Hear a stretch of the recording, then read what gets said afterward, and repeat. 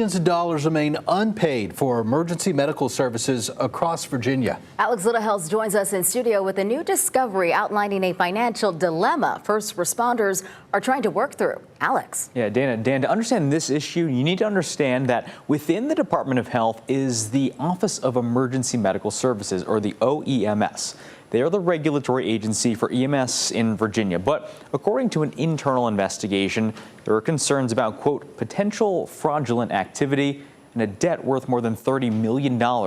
So does this impact first responders in our area?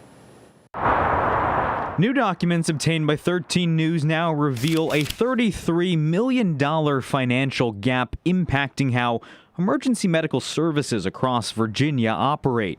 Every EMS provider who offers life-saving medical care and transportation relies at least in some way on the state's Office of Emergency Medical Services for support. But in a new budget request to lawmakers last week, Virginia Department of Health leaders noted that office has a total of $33 million of, quote, unpaid obligations. Were you surprised to see that actual dollar figure, or is it kind of confirming what you had already known? The dollar amount was a bit disappointing. Virginia Beach Rescue Squad's Deputy Chief, Amy Ward, says the department relies on this state funding both for their paid EMS staff and the volunteers that help. The biggest impact for the volunteer rescue squads with that, the lack of the student scholarship program that they typically provide.